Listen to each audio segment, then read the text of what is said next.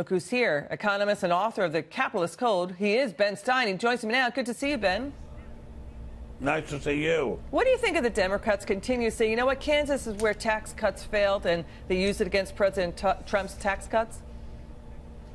Well, tax cuts didn't fail. I mean, tax cuts did what they were supposed to do. They stimulated business activity. But if you keep spending money at the same rate or even raise the rate, you're going to raise the deficit. And that is the real problem. I am famous, well, to what little extent I'm famous for being opposed to tax cuts. But I'm not opposed to tax cuts if they can also cut spending. If they can cut spending and cut taxes at the same time, it's all to the good, except don't ever cut defense spending. But North Carolina, which is a state I'm quite familiar with, has had the most incredibly great results from cutting taxes. There are many other states that have had great results from cutting taxes, but you cannot cut taxes and raise expenditures and expect to come out smelling like a rose. Yeah, that's the point. I mean, if you have a lot of, labor union policies, pension benefits you got to pay, you got to get those businesses there to pay for those things, right, Ben? I mean, companies make business decisions based on tax incentives, right? They make well, there are a huge number of factors that go into any major business decision, one of which is taxes. But we don't need to worry about those people. Those people can worry about it themselves. But what we do know is if you cannot make something out of nothing. And if you cut taxes and you do not cut spending, you're going to wind up with ever bigger deficits. You're going to wind up with the low-rated bonds. You're going to wind up with a lot of serious problems.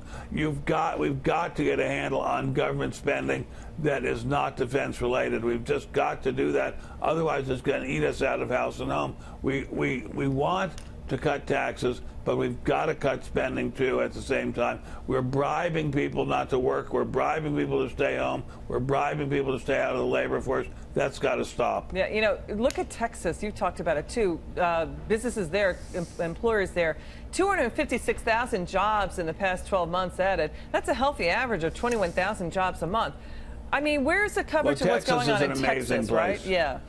Texas is an amazing place. Texas is a dynamo. Texas is an astounding dynamo of hard work, highly disciplined labor force, highly disciplined management. Texas is sort of America's America. Texas is what America should be altogether. We all could look on Texas and learn something from it. There's a saying, don't mess with Texas. We should all learn, don't mess with it, let's learn from it. And let's learn from it to not go wild on the spending side if we're going to cut taxes. Plus, I think the legislature there meets every other year or something like that. That's an idea for D.C. Yes. Let's move on to... That's a very good idea. President Jimmy Carter, Ben, he emerged as an unlikely ally of President Trump, saying that the media is harder on the current commander-in-chief than any other president he's known of. Here's President Carter saying, quote, "I think they feel free to claim that Trump is mentally deranged and everything else without hesitation." Reminder, President Carter backed Bernie Sanders in the last election. He is considered one of the most liberal presidents in modern times. Ben, what do you think of Carter defending Trump here?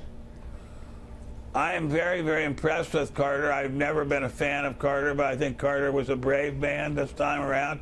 And I think for telling the truth, he gets even more kudos or however it's pronounced, than he does for driving all those nails to build all those habitats for humanity. I'm very impressed with him.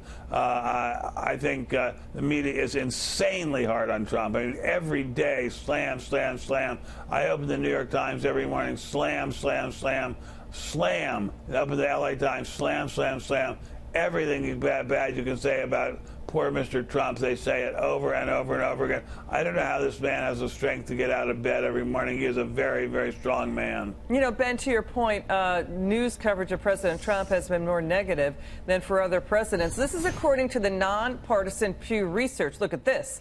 42% of stories about President Obama up through January through April time period, they were positive versus just 5% for President Trump. What do you think of that?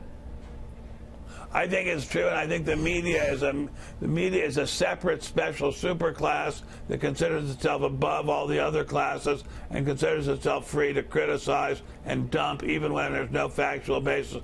Over and over and over again, the media has had giant firestorms, maelstroms of attacks on Trump about things that turned out not to be true. It is shameful how they are allowed to lie about Trump and get away with it. They're free press, so they are allowed to lie. You can lie in a free press society. But I think the public should be aware that the media is not giving them a straight scoop on Trump. Trump is not George Washington, he's not Abraham Lincoln, but he is not the thug and the criminal that the media make him out to be. You know, Ben, another surprising revelation when New York Times columnist Maureen Dowd, she's really a tough journalist. She asked President Jimmy Carter about the Trump-Russia collusion story. Did the Russians purloin, meaning steal, the election away from Hillary Clinton? Here's what President Carter said. You know, his wife Rosie and I have a difference of opinion on that. I don't think there's any evidence that what the Russians did changed votes or any votes. What do you think of Carter saying that?